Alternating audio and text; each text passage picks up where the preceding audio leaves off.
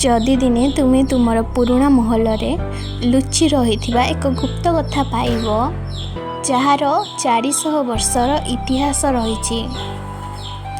आज मु तुमको एक अकुआ कहानी कहबी।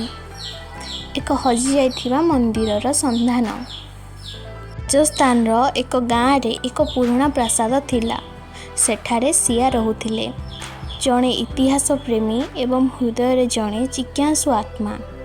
कहा जाउथिला जे एहार तले एक विस्तृत मंदिर पोता होई जाइथिला, किंतु केही केबे एहाकु खोजिबाकु साहस करिनथिले। सिया मनरे भाबिले, जदि प्रकृतरे मंदिर अछि तेबे सेठारे निश्चय किछि कहानी लुचि रहिछि। गोटे दिन प्रासादर स्टोर रूम सफा करिबा समय रे सिया एक पुराना डायरी पाइला। हलदिया पृष्ठारे लेखा थिला, मंदिर को सुरक्षा दियो, समय सेठारे अटकी जाए। एहार अर्थ कौन? समय अटकी जाए? डायरी पृष्ठारे थिबा मानचित्र गुड़ी को एकाठी करिबा समय रे सिया प्रासादर पछपटरे एक अजब पत्थर देखिला। सेही पत्थरटी सामान्य घुंचीगला, जेपरि ता तले एक गुप्त द्वार अछि। बोधहुए यह से रास्ता जहाँ से मंदिर को नहीं जाए।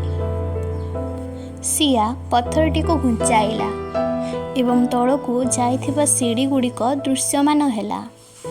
से टॉर्च उठाई सीढ़ी दे तल को गले। पवन ठंडा हो जाइथिला एवं चारि पाखरे अंधकार थिला। ए सीढ़ी गुड़िक केते गभीर को जाए?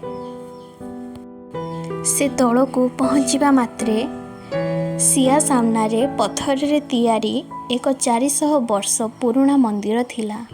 मंदिरर मझिरे एक विराट शिवलिंग थिला एवं चारि पाखरे कांथरे पुराना चित्र थिला। एते सुंदर एहा मने हेउछि जेपरि समय सहित बंद हो जाइछि। सिया मंदिरर कोणरे रखा जाइथिबा एक छोट बाक्स देखिला। से धीरे धीरे खोलिला एवं सेथिरे चमकदार पुराना मुद्रा एवं एक तंबा प्लेट पाइला। ताम्रर फलकरे लेखा जाइथिला, जेउ लोक एही मंदिर को सुरक्षा देव तांको पीढ़ी केबे भूखिला रहिबे नाही। सिया बुझी पारिला जे एहा कोनोसी संपत्ति नुहे, एहा एक आशीर्वाद।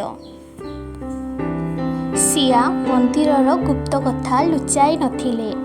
से गाँ लोकों को डाकी कहिले, देख आम गाँर चेर केते गभीर।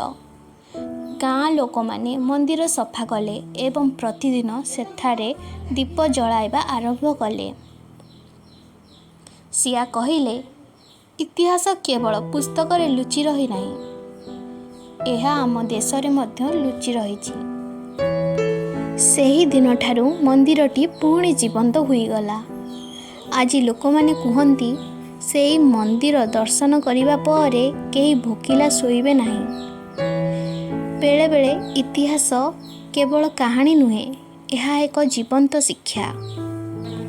जदि एही अकुआ कहानीटी आपणଙ୍କୁ मध्य छुई थाए तेबे भिडियोटी को लाइक करंतु, शेयर करंतु एवं चैनल को सब्सक्राइब करने को भूलंतु नहीं, कारण एही परी कहानी आपण अन्य कौनसी स्थान रे पाइबे नहीं।